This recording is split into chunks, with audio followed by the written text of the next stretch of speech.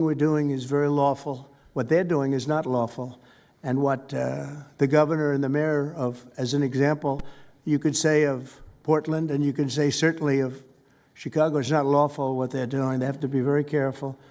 In addition, 2 weeks ago, a radical left terrorist in Dallas conducted a sniper attack on a local ICE facility, killing 2 people and leaving behind a note that read, "Hopefully this will give ICE agents some real terror."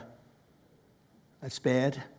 This attack came the very same month that Charlie Kirk was assassinated by a far-left extremist who inscribed the words, "Hey, fascist, catch," meaning catch the bullet, onto the bullet shelf itself. The epidemic of left-wing violence and Antifa-inspired terror has been escalating for nearly a decade. At universities, Antifa has organized riotous mobs to attack campus speakers. I see it all the time. And these are agitators, anarchists, and they're paid. And you'll find that out. You'll be finding it out very soon. You should see what we have on these people. These are bad people. These are people that want to destroy our country. We're not going to let it happen. They've used armed gangs to assault local police in cities nationwide, and they've attacked journalists reporting on their crimes. So the journalists that report on their crimes, don't worry, you're very safe. I hope that's not going to turn you around, but they have been very threatening to people, but we're going to be very threatening to them, far more threatening to them than they ever were with us, and that includes the people that fund them. Probably some of the people I know, some of the people I dine with, but if they do, they're in deep trouble. So we're going to be looking very strongly at the people that are funding these operations. When you see the signs, and they're all made out of a beautiful, beautiful paper, beautiful, nice, stiff, very expensive paper, with beautiful wood handles, all the same color. They come from very expensive printing machines. These are not people that write out their signs in a basement that believe in something. These are paid anarchists. At least 3 of these courageous journalists have personally been victims of Antifa attacks. Andy Ngo has been repeatedly beaten by Antifa thugs for his work in Andy is a very serious person, too, I have to tell you. I've been watching him for a long time. Is Andy here? That's what I thought. Hello, Andy. I thought that was you. You're looking better than you do out on those streets, huh? You look much better. It's nice to have you. You feel a little safer here, I think, maybe. Well, not that safe, because you have them. You have to worry about that. But thank you very much. Andy Ngo has been repeatedly beaten by Antifa, and including one assault that left him with a brain hemorrhage. Only days ago, Nick Sortor was assaulted in Portland by a flag-burning mob, and we've made it 1-year penalty for inciting riots. We took the freedom of speech away because that's been through the courts, and the court said you have freedom of speech. But what has happened is when they burn a flag, it agitates and irritates crowds. I've never seen anything like it on both sides, and you end up with riots. So we're going on that basis. We're looking at it from not from the freedom of speech, which I always felt strongly about, but never passed the courts. This is what they do, is they incite. When you burn an American flag, you incite tremendous violence. We have many examples of it, many examples of it, and it's actually down on tape, and you see things happen that just don't happen unless it's the flag that's burning. Very recently, Katie Davis Court was hit in the face with a flagpole in Portland by an Antifa radical, leaving her with a very blackened eye. So, Katie, thank you very much. And I'd like to also say that I watched Nick. Where's Nick? Is Nick here? Nick? Hi, Nick. That was a rough time you went through. I hope you got my little note. I wrote you a note. Yeah, I really appreciated that. It helped a lot because it was a difficult situation. It was very stressful, and your note helped a lot. I truly appreciate it. I thought it was terrible, actually. I thought it was terrible. So we'll talk about it a little bit. Under the last administration, the Department of Justice targeted faithful Catholics, Christians, and patriotic parents as domestic extremists. They said, oh, they're extreme because they believe in God. They're extreme because they go to Catholic church, or evangelicals, where everybody was under the gun. Unless you were a really bad, sick person, then they left you alone.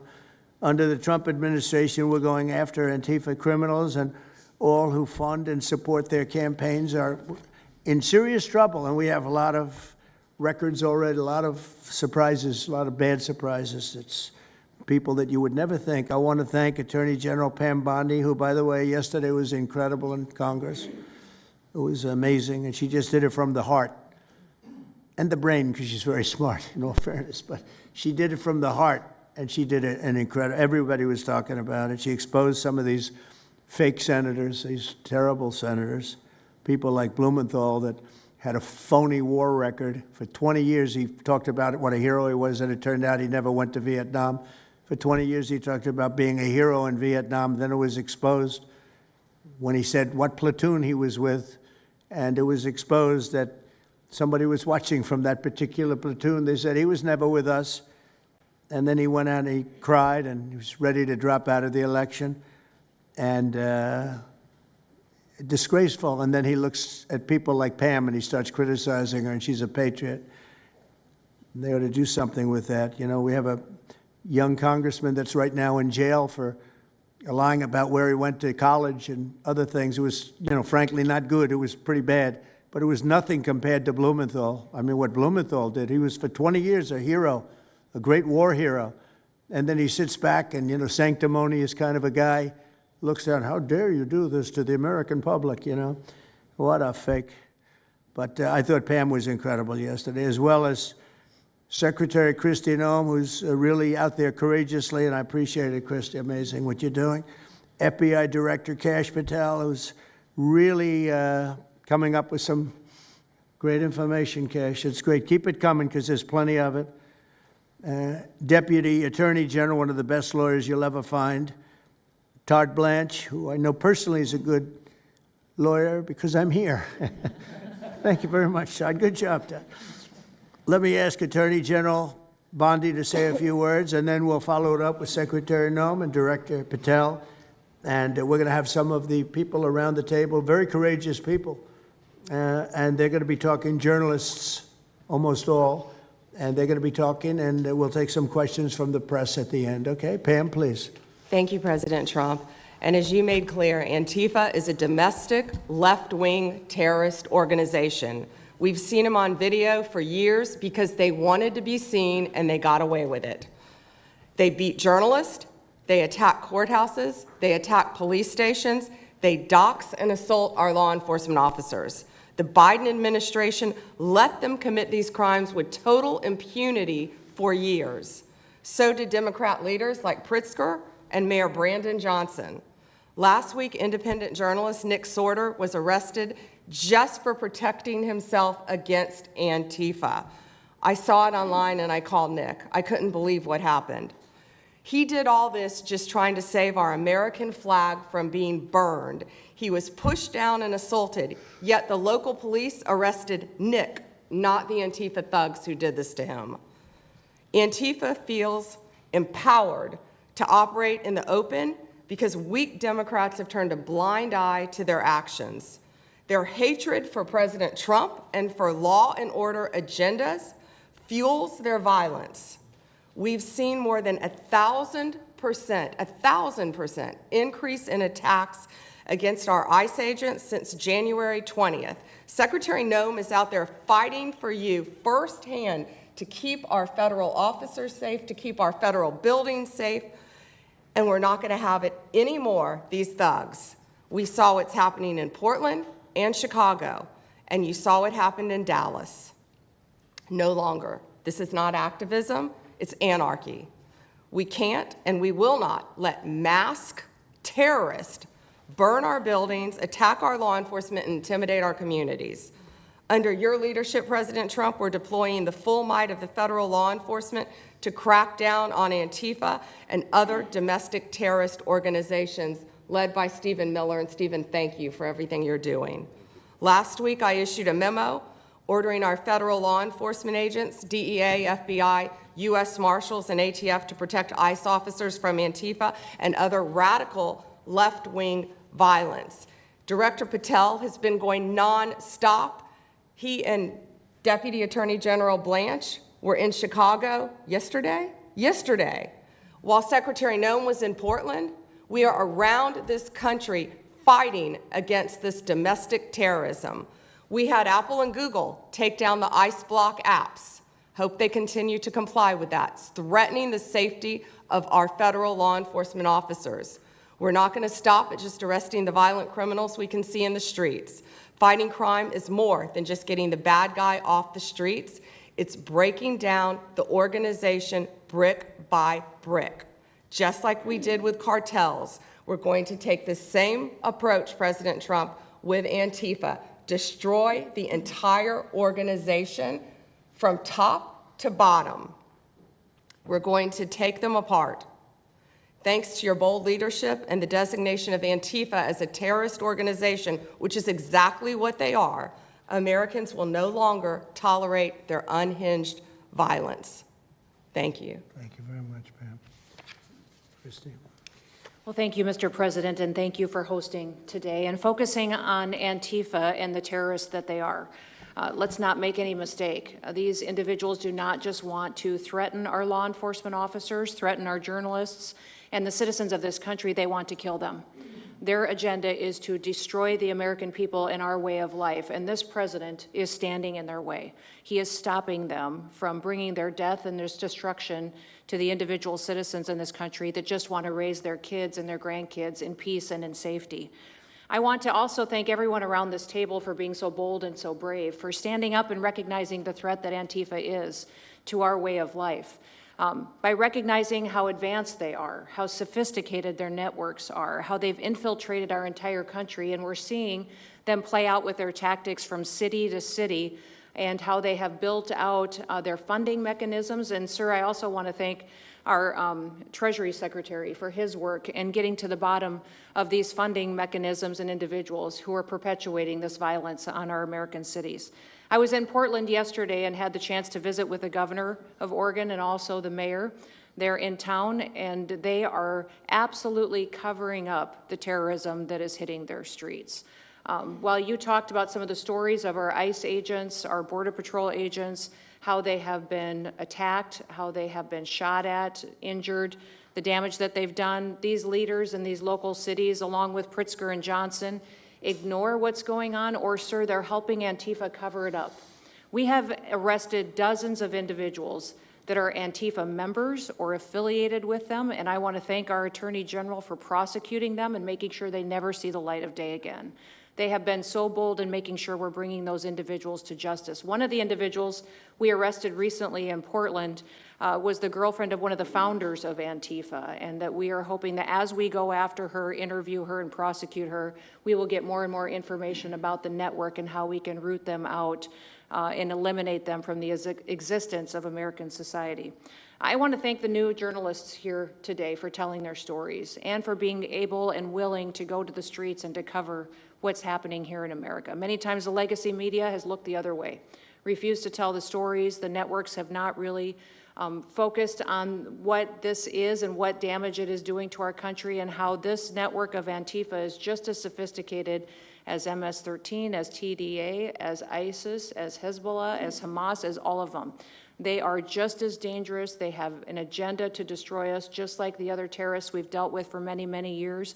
And today is the day that we have a president that won't tolerate it and will stand up and fight for the American people. So thank you for being here, for being so bold, and for standing in the gap at such a time as this. It will matter, it will make a difference, and your life will be one of significance because of what you've done today. So with that, God bless you, and thank you, Mr. President. Thank you very much. Thank you. Cash, please. Thank you, Mr. President. Mr. President, the American people gave you a sweeping mandate in your victory in this election cycle, and they demanded safety and security for our citizens. And your administration, with your leadership, has provided us with the resources that we need, which is a whole-of-government approach to go after criminals absolutely everywhere, not just outside of this country, but within this country. And that takes a whole-of-government approach. The interagency seated up here with the Department of Homeland Security, our Attorney General, our Deputy Attorney General, and your White House staffers, and including Stephen Miller's leadership, has allowed us to go out there and map out these networks. What we are doing at the FBI is simple. It does not require rocket science. We are following the money. Money never lies. And that's what it's going to take to bring down this network of organized criminal thugs gangbangers, and yes, domestic terrorists, because that's what they are. They are harming everyday citizens in every single one of our communities. And the folks you see here on the right and left, they're some of the bravest men and women we have today. They're reporting the stories live time because the mainstream media won't cover it. They're putting their lives on the line. They're standing up for the flag. The least we can do is stand up for them. So you have my thanks. I read more of your stories than I do theirs because you guys are putting out the truth. And we deserve a country where you are protected as equally as they are. We, in this FBI, will go after the criminals with a vengeance. We will not rest until we find every single seed, money, donor, organization, and funding mechanism that we have. And I want to echo the Secretary's comments on Scott Bessent, who's allowing us to map out these networks through their financial criminal activities, which has been going on for decades. And I would like to remind the American public, they built this disease temple of corruption over decades. And in 8 short months, Mr. President, you have crippled their foundation because of your leadership here, because of the interagency, because of people like Deputy Attorney General Blanche, and because of Attorney General Pam Bondi's fearless leadership to go after criminals wherever they are. They will not be able to hide. They were able to hide and conspire with prior administrations, and we are exposing their corruption from within. And we will go to every single city in this country under Operation Summer Heat and the other operations we are doing at the FBI to bring these criminals to justice. We will arrest every single one of them from whatever perch you sit in, private or public, no matter how your goal or your ambition is. It will be crushed by the Constitution because the American people deserve law and order, and that's what we're going to give you. Thank you very much, Cash. Great job. Maybe we'll start over here. Would any of you like to say something? Feel free. You can say it in front of a fine group of people, also journalists and reporters. You want to start? Sure. Go ahead. Absolutely. President Trump, members of the cabinet, really appreciate you guys bringing this together. And the fact that we are here today on such short notice shows how serious you guys are taking this issue of trans terrorists and frankly, the cities and police departments that are cooperating with Antifa, such as Portland. I mean, the Portland politicians are literally willing to sacrifice their own citizens just to appease these Antifa terrorists. It's sickening. I've seen it firsthand, obviously. When I went to jail that night, never expected it to happen.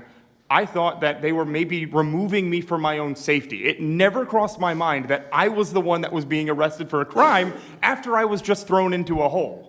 I heard from the Department of Homeland Security after I had gotten out of jail, and one of your, I won't say exactly who it was, but somebody very close to Secretary Noem over here, said that they were legitimately worried for my safety in the Portland jail. But luckily, the Portland jail was, I was the only one there, essentially, because they don't actually arrest people in Portland, besides conservative journalists, I guess.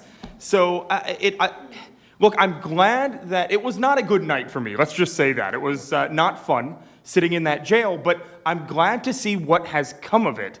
And I've been able to talk to a bunch of FBI agents, ATF agents, DHS agents that I didn't even know existed until I went there and went to that ICE facility. And the morale is at an all-time high. It is so exciting to see these guys know now that they have the backing of the Secretary, the DOJ, as well as the President of the United States, and they are there to do their job. They are going to fulfill this mission and deport these violent criminals. I believe one of the ones that I did a ride-along with Secretary Noem yesterday, President Trump, and there was a pedophile that had come into the country 5 times over the past 7 years. 7 years, and apparently under the Biden regime, that was just allowed to happen. That was fine, no problem. It's concerning to me that you're seeing the Portland Police Department, as well as the governor of Oregon, and the mayor, of course, coming out and running defense for pedophiles that have entered the country illegally 5 times. It's crazy. I'm glad it's taking a front row seat in the media. And, they're being forced to talk about it in reality because, we're the ones that were on the ground. We're the ones that are actually reporting what's going on. Much of the legacy media has been either ignoring it or covering for Antifa for years now. So thank you guys so much for taking this seriously. And President Trump, you mentioned that flag. So remember, you put out a truth right after That's right, I saw that.